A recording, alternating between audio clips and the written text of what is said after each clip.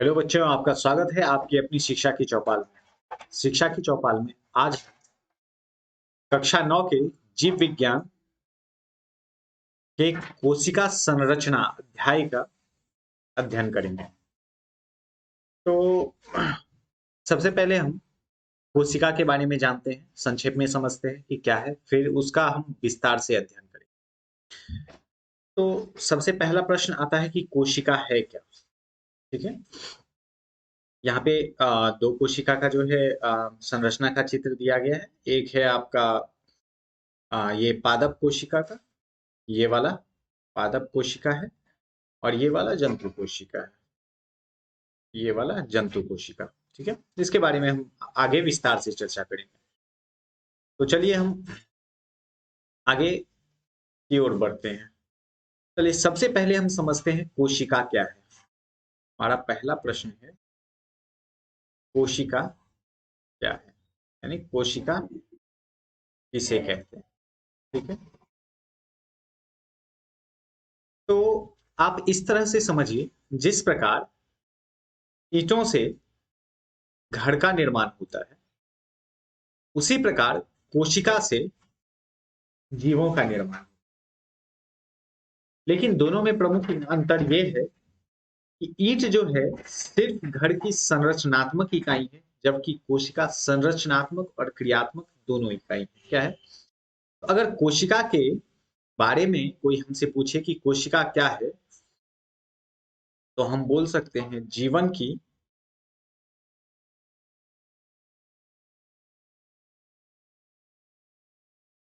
सबसे छोटी सबसे छोटी संरचनात्मक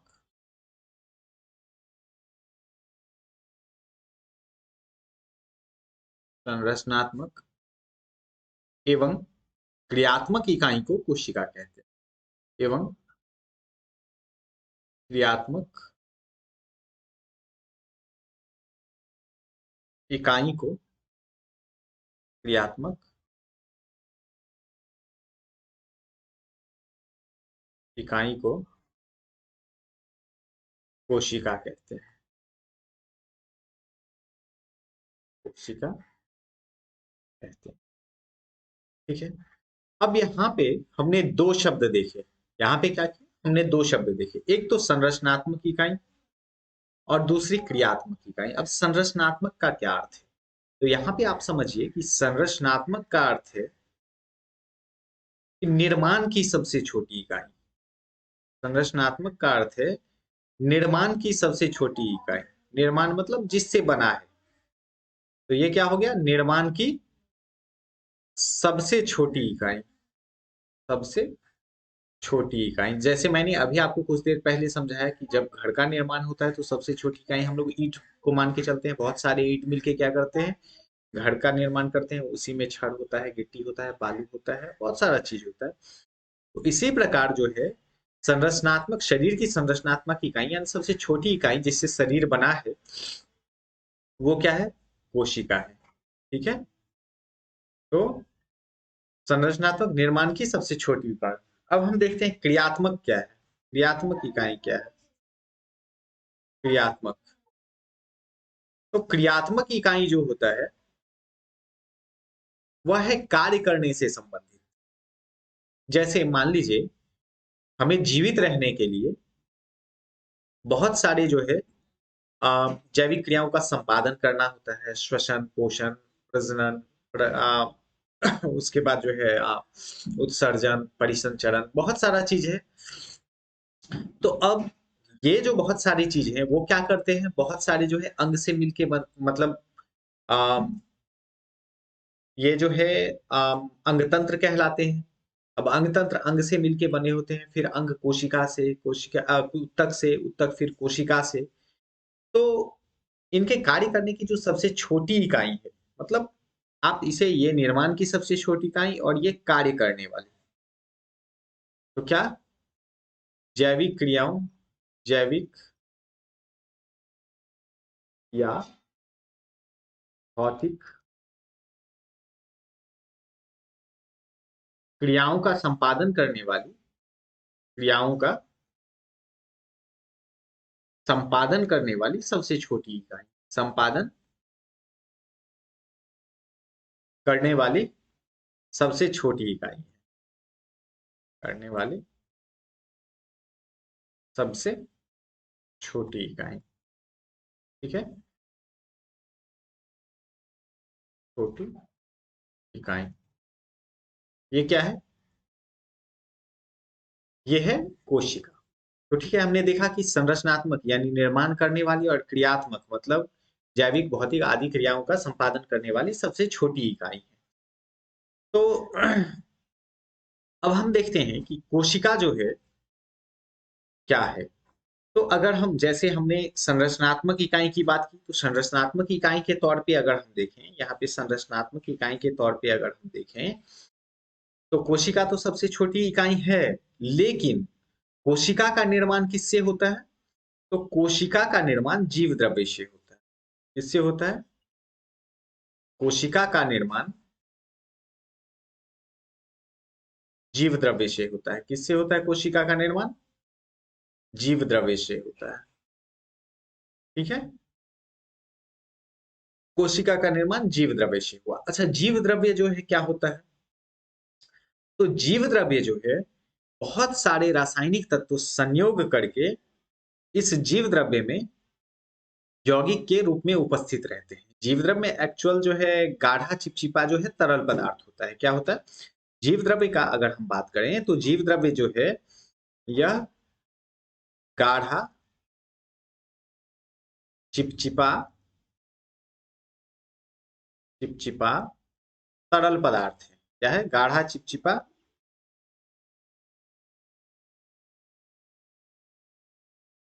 तरल पदार्थ है। ठीक है, गाढ़ा चिपचिपा तरल पदार्थ है। अच्छा, इस जीव द्रव्य में होता क्या है? तो इस जीव द्रव्य में आपका बहुत सारे तत्व, बहुत सारे तत्व संयोग कर रासायनिक यौगिक के रूप में उपस्थित रहते हैं। संयोग कर रासायनिक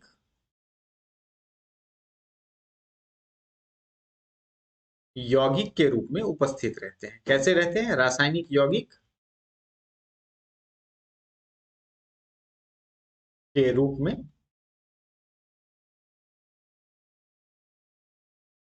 उपस्थित रहते हैं। ठीक है, अब ठीक है, बहुत सारे तत्व रासायनिक यौगिक के रूप में उपस्थित रहते हैं, तो हम यौगिक भी तो दो तरह के देखते हैं। यौगिक कौन कौन से? आप लोग जानते हैं कि यौगिक को हम कार्बनिक और अकार्बनिक यौगिक में बांटते हैं। कौन कौन से? एक में अकार्बनिक यौगिक, अकार्बनिक यौगिक, और दूसरा में कौन सा? दूसरा में कार्बनिक यौगिक। दूसरा में कार्बनिक यौगिक, जिसका विस्तार अध्ययन हम रसायन में करेंगे। ठीक है, 9वीं कक्षा में नहीं, 10वीं कक्षा में। ठीक है, कार्बनिक यौगिक। तो अकार्बनिक यौगिक जो है इसके अंतर्गत कौन कौन से आ गए? तो अकार्बनिक यौगिक में आपका आ जाते हैं जल और कई तरह के लवण, जल एवं लवण। और कार्बनिक यौगिक में कौन कौन से आ जाते हैं? जितना भी है आपका, जैसे जो है कार्बोहाइड्रेट हो गया, कार्बोहाइड्रेट, प्रोटीन, वसा, कार्बोहाइड्रेट, प्रोटीन, वसा। इसके बाद आपका न्यूक्लिक एसिड। क्या हो गया? Nucleic acid. ये सब क्या है? ये सब कार्बनिक यौगिक है। ये सब कार्बनिक यौगिक है, और ये क्या होते हैं? जीव द्रव्य में मौजूद रहते हैं। इस प्रकार हमने देखा। आप एक सिंपल सा समझ लीजिए कि ऐसे जो है बहुत सारा जो है गाढ़ा लेय के रूप में जो है द्रव्य है, और यहाँ पे एक जो है झिल्ली ऐसे करके इसे घेरे रहता है। इसको किसे? इस द्रव्य को एक झिल्ली घेरे रहता है। तो यही हो गई कोशिका। अब इसके अंदर बहुत सारी जो है संरचनाएं मौजूद रहती है, सूक्ष्म सूक्ष्म, इस सब के बारे में हम आगे पढ़ेंगे। ठीक है, तो हमने क्या देखा? कि कोशिका जो है जीवों की सबसे छोटी रचनात्मक एवं क्रियात्मक इकाई है।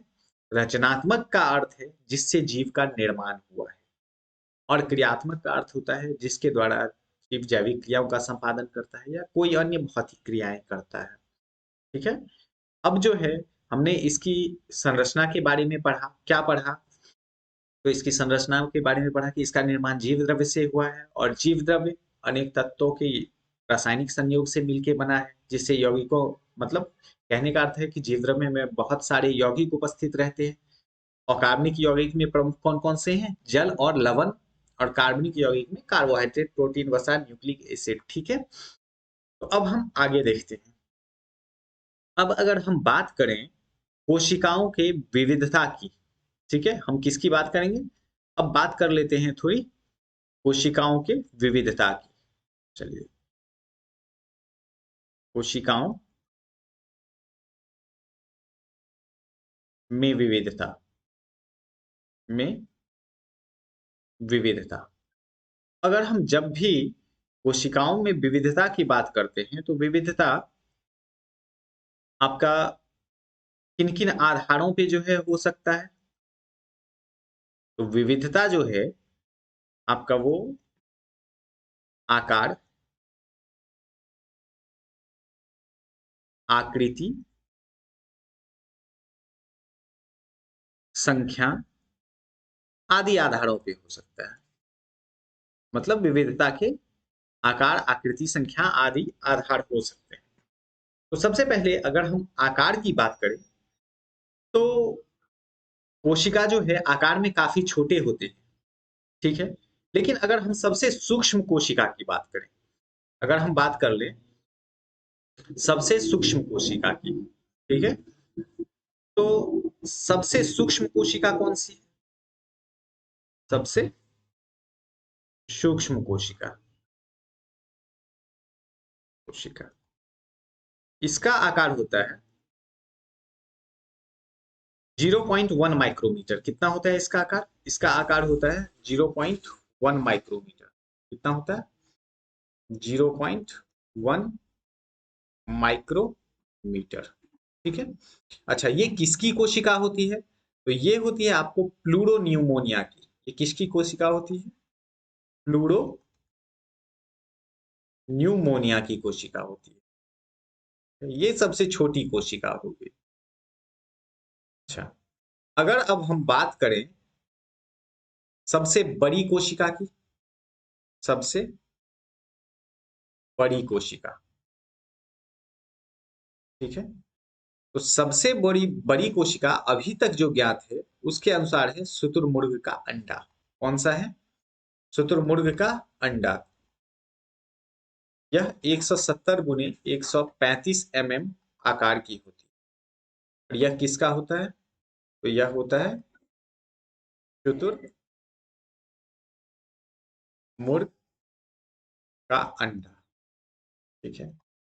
अगर हम सबसे लंबी कोशिका की बात करें, सबसे लंबी कोशिका,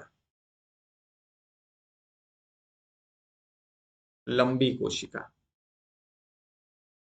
तो वो होती है तंत्रिका कोशिका। कौन सी होती है? तंत्रिका कोशिका। अगर मानव शरीर, मतलब इसका आकार जो है वह 1 मीटर तक होता है। 1 मीटर तक होता है। ठीक है। और कौन सी कोशिका होती है?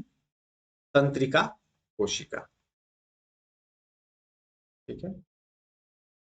इसी में अगर आपसे पूछ दिया जाए कि मानव शरीर की सबसे बड़ी कोशिका कौन सी है?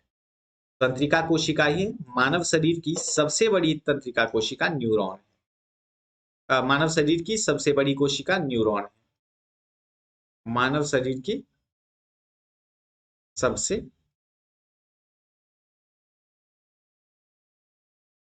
बड़ी कोशिका कौन सी है? मानव शरीर की सबसे बड़ी कोशिका न्यूरॉन है। ठीक है? तो हमने यहाँ पे क्या देखा कि आकार के आधार पे इसमें काफी जो है विविधताएं देखने को मिलती है।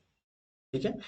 तो अब ऐसा अगर हम देखें, अगर आकार की ही हम बात करें तो जीवों में कुछ जीव होते हैं जो एक कोशिकीय होते हैं, जिनका निर्माण सिर्फ एक ही कोशिकाओं से होता है, और कुछ जीव हैं जो बहुकोशिकीय होते हैं, जिनका निर्माण एक से अधिक कोशिकाओं से होता है। तो एक कोशिकीय जीवों की बात करें, जैसे एक कोशिकीय जीव आप ले लीजिए, एक कोशिकीय जीव, एक कोशिकीय जीव, इसका उदाहरण है अमीबा, पैरामीशियम, पैरामीशियम आदि। अमीबा, पैरामीशियम ये सब एक कोशिकीय जीव की श्रेणी में आते हैं। यानी ये एक कोशिकाओं से बने होते हैं। इनके संरचनात्मक और क्रियात्मक जो भी कार्य हैं, सभी इन्हीं एक कोशिकाओं द्वारा ही संपादित होते हैं। लेकिन अगर बहुकोशिकीय जीव की बात करें, बहुकोशिकीय जीव, तो ये बहुत सारी कोशिकाओं से मिलके बने होते हैं। क्या होते हैं? ये बहुत सारी कोशिकाओं से मिलके बने होते हैं। जैसे मान लें कि औसतन मनुष्य में प्रति किलोग्राम के हिसाब से 10 पर पावर 15 कोशिकाएं मौजूद रहती है। कितनी?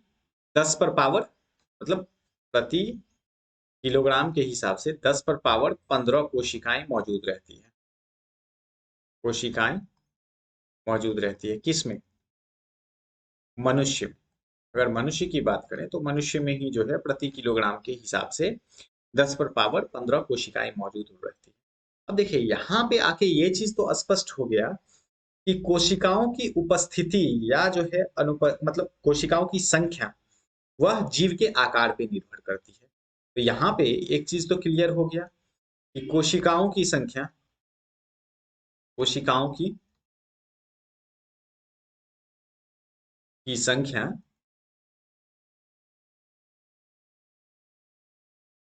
जीवों के आकार पे निर्भर करती है। किस पर? जीवों के आकार पर निर्भर करती है, निर्भर करती है। अब आपके मन में प्रश्न आ रहा होगा कि जैसे जैसे जो है जीव के आकार में वृद्धि होती है, क्या उसकी जो है कोशिकाओं में वृद्धि होती जाती है? ऐसा कैसे संभव है? बाहर से तो कोशिकाओं का आदान प्रदान होता नहीं है। मान लीजिए जब बच्चा छोटा होता है, मैंने यहाँ कहा कि जीवों के आकार पर निर्भर करती है, तो बच्चा छोटा रहता होगा तो उसमें कम कोशिकाएं होती होगी। धीरे धीरे जैसे उसका आकार बढ़ता होगा तो उसमें कोशिकाओं की संख्या बढ़ती जाती होगी। तो फिर ये कोशिकाएं आती कहाँ से है? तो देखिए इसका विस्तार से अध्ययन बाद में करेंगे कैसे क्या होती है, लेकिन इतना आप समझ लीजिए कि ये कोशिकाएं पहले जो मौजूद कोशिका थी उन्हीं के विखंडन से आती है। मतलब 1 से 2, 2 से 4, 4 से जो है 8, इस प्रकार जो है विखंडन से आती है। ठीक है? तो यहाँ पे क्या हो गया कि जीवों में जीवों में कोशिकाओं की संख्या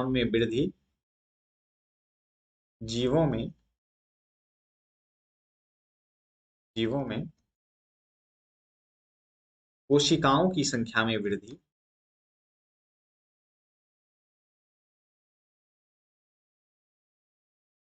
संख्या में वृद्धि पूर्ववर्ती कोशिकाओं के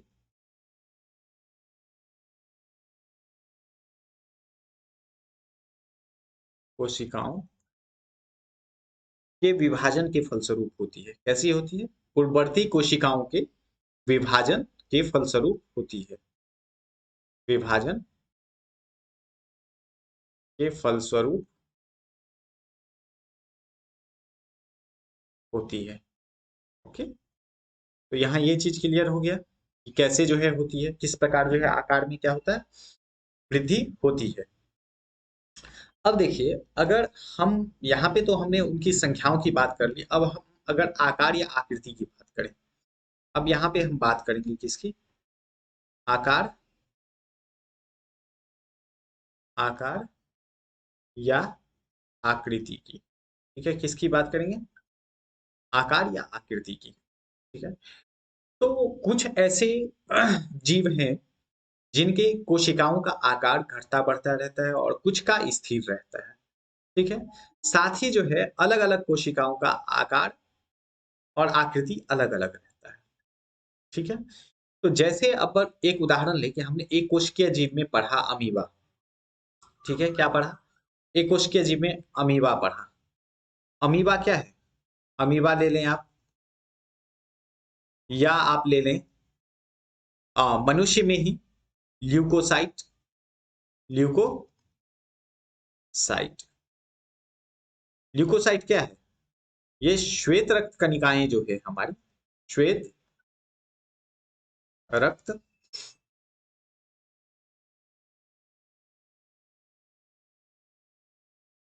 कणिकाओं में उपस्थित कोशिका,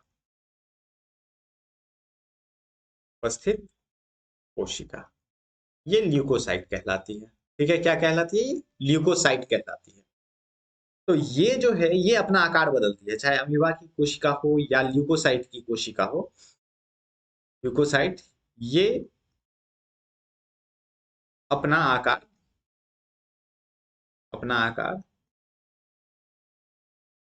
बदलते हैं। तो ये अपना आकार बदलते हैं, और बाद बाकी कहें तो बहुत सारी जो है कोशिकाएं हैं जिनके आकार में किसी प्रकार का परिवर्तन नहीं होता है। क्या होता है? बहुत सारी कोशिकाएं हैं जिनके आकार में किसी प्रकार का परिवर्तन नहीं होता है। ठीक है। आज हम इंट्रोडक्शन पढ़ रहे हैं, तो आज हम इससे संबंधित कुछ जो है आविष्कार के बारे में लेते हैं कि किस प्रकार जो है आविष्कार हुआ और किस प्रकार जो है इसका कोशिका के अध्ययन का विकास हुआ। तो देखिए, सबसे पहले चूंकि हमने कोशिका का अध्ययन किया, तो एक निर्जीव पदार्थ के रूप में कोशिका की खोज सर्वप्रथम रॉबर्ट हुक द्वारा की गई थी। इसके अगर कोशिका की निर्जीव पदार्थ के रूप में, यानी सेल शब्द का जो है, अगर सेल शब्द का जन्मदाता अगर आपसे पूछा जाए तो कौन होगा? यानी इसमें कोशिका के सेंस में सेल शब्द का जन्मदाता कौन हो जाएगा? Robert Hooke. कौन हो जाएगा? Robert Hooke. ठीक है। रॉबर्ट हुक ने क्या किया था कि उसने खुद से एक जो है माइक्रोस्कोप बनाया था, और उसी माइक्रोस्कोप के द्वारा क्या किया कि कॉर्क को काट के देखा, तो उसमें अनेक अनेक जो है अनेक कोठरियों जैसी संरचना मिली। ठीक है, कैसी मिली? कोठरियों जैसी संरचना मिली। कोठरियों जैसी संरचना मिली। ठीक है, इस प्रकार की। तो इन कोठरिये जैसी संरचना को उसने सेल शब्द का नाम दिया। हालांकि ये जीवित कोशिका नहीं थी। क्या थी ये? जीवित कोशिका नहीं थी। तो हम बोल सकते हैं कि सेल या जो है निर्जीव में सबसे पहले कोशिका का खोज, क्या आप बोल सकते हैं? निर्जीव कोशिका की खोज। ताकि इसे कोशिका सही से बोलना ठीक नहीं होगा, फिर भी निर्जीव कोशिका की खोज किसने की? Robert Hooke. ठीक है। अब हम आते हैं सजीव कोशिका की खोज। मतलब वास्तव में अगर जो है कोशिका की खोज बोला जाए, कोशिका की खोज या जीवित कोशिका की खोज, जीवित कोशिका की खोज। तो जीवित कोशिका की खोज किसने की? सबसे पहले तो हमने निर्जीव कोशिका के बारे में पढ़ा। ठीक है। अब जीवित कोशिका की खोज की ल्यूवेन हॉक ने। किसने? ल्यूवेन हॉक ने। किसने की? ल्यूवेन हॉक ने की जीवित कोशिका की खोज। ठीक है। अब जो है थर्ड पॉइंट में, अब देखिए, कोशिका है, कोशिका का निर्माण किससे हुआ है? कोशिका का निर्माण हुआ है आपका जीव द्रव्य से। किससे हुआ है? जीव द्रव्य से। तो आप जीव द्रव्य, जीव द्रव्य या प्रोटोप्लाज्म, जीव द्रव्य या प्रोटोप्लाज्म, इसकी खोज किसने की? पुरकिंजे ने। किसने? पुरकिंजे ने। अच्छा, कोशिका में क्या होता है? कोशिका के मध्य में एक केंद्रक होता है। कोशिका के मध्य में, यहाँ पे आप देख सकते हैं, ये देखिए रहता है ना, इसके जो है मध्य में, मध्य का हिस्सा, एक केंद्रक जो है मौजूद रहता है। ठीक है, क्या मौजूद रहता है? केंद्रक मौजूद रहता है। जैसे यहाँ पे देखिए, यहाँ पे भी केंद्रक मौजूद है, यहाँ पे केंद्रक मौजूद है इस जगह पे। तो इस प्रकार जो है कोशिका में क्या होता है, केंद्रक मौजूद रहता है। तो अब केंद्रक की खोज किसने, केंद्रक खोज किसने की थी, रॉबर्ट ब्राउन ने। किसने की थी केंद्रक की खोज, रॉबर्ट ब्राउन ने केंद्रक की खोज की थी।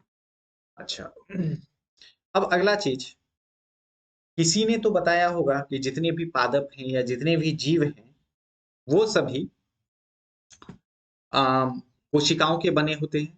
तो पादप कोशिकाओं के बने होते हैं। ये किसने कहा, ये सबसे पहले स्वान ने कहा। किसने, स्वान ने कहा, वैज्ञानिक थे स्वान। और इसी प्रकार सभी जंतु जितने भी जंतु हैं वो कोशिकाओं के बने होते हैं। ये किसने कहा, स्लाइडेन। किसने कहा, स्लाइडेन ने कहा। ठीक है, तो पादप कोशिकाओं के बने होते हैं ये स्वान ने कहा था, और जंतु कोशिकाओं के बने होते हैं ये किसने कहा था, स्लाइडेन कहा था, स्लाइडेन ने कहा था। ठीक है, अब हम आते हैं यहाँ पे। अभी कुछ देर पहले मैंने आप लोग को बताया था, देखिए यहाँ पे बताया था ना कि जो है जीवों में कोशिकाओं की संख्या में वृद्धि पूर्ववर्ती कोशिकाओं के विभाजन के फलस्वरूप होती है। यानी पुरानी कोशिकाओं से ही नई कोशिकाओं का निर्माण होता है। क्या होता है, नई कोशिकाओं का निर्माण पुरानी कोशिकाओं से ही होता है। नई कोशिकाओं का निर्माण का निर्माण पुरानी कोशिकाओं से ही होता है। पुरानी कोशिकाओं से होता है। किसने कहा था, ये नई कोशिकाओं का निर्माण पुरानी कोशिकाओं से होता है, ये किसने कहा था, ये कहा था आपका विर्च्यो ने। किसने कहा था, विर्च्यो ने कहा था। ये किसने कहा था, विर्च्यो ने। ठीक है, अब हम आगे देखते हैं। अच्छा, प्रोटोप्लाज्म मतवाद, प्रोटोप्लाज्म मतवाद, ये मैक्स शुल्क, प्रोटोप्लाज्म मतवाद, मतवाद, ये मैक्स सुल्ज इसके द्वारा दिया गया, मैक्स सुल्ज। अब हम समझते हैं प्रोटोप्लाज्म मतवाद होता क्या है। देखिए हम लोगों ने पीछे पढ़ा है कि प्रत्येक कोशिका जो है वह उसका निर्माण किससे हुआ है, जीव द्रव्य, और उसके मध्य में एक केंद्रक होता है। तो इसे ही प्रोटोप्लाज्म मतवाद कहा गया। आप समझिए प्रोटोप्लाज्म मतवाद क्या है। क्या, प्रोटोप्लाज्म, प्रोटोप्लाज्म मतवाद क्या है। ठीक है, तो प्रोटोप्लाज्म मतवाद है कि प्रत्येक कोशिका का निर्माण, कोशिका का निर्माण किससे हुआ है, प्रत्येक कोशिका का निर्माण हुआ है आपका जीव द्रव्य से। किससे, जीव द्रव्य से हुआ है, जीव द्रव्य से हुआ है। जीव द्रव्य को ही प्रोटोप्लाज्म कहते हैं। आप ध्यान रखिएगा, जीव द्रव्य को ही क्या कहते हैं, प्रोटोप्लाज्म कहते हैं। तो प्रत्येक कोशिका का निर्माण जीव द्रव्य से हुआ है, एवं कोशिका के मध्य में, कोशिका के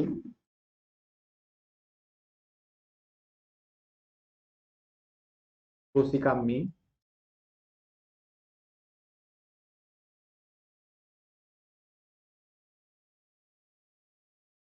केंद्रक उपस्थित रहता है। क्या रहता है, केंद्रक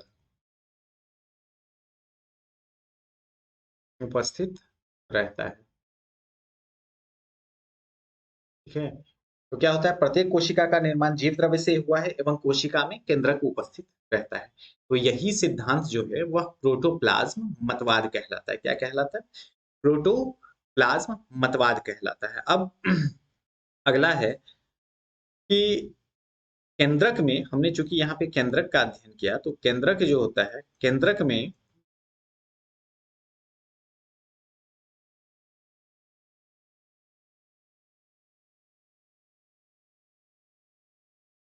केंद्रक में वंशानुगति के लक्षण विद्यमान रहते हैं। किसके? वंशानुगति के लक्षण विद्यमान रहते हैं।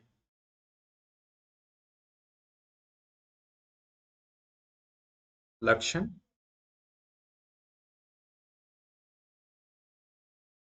विद्यमान रहते हैं। तो केंद्रक में क्या होता है? वंशानुगति के लक्षण विद्यमान रहते हैं। तो ये जो है किसने कहा था? केंद्रक में वंशानुगति के लक्षण विद्यमान रहते हैं। ये बताया था सबसे पहले स्ट्रॉसबर्ग ने। किसने बताया था?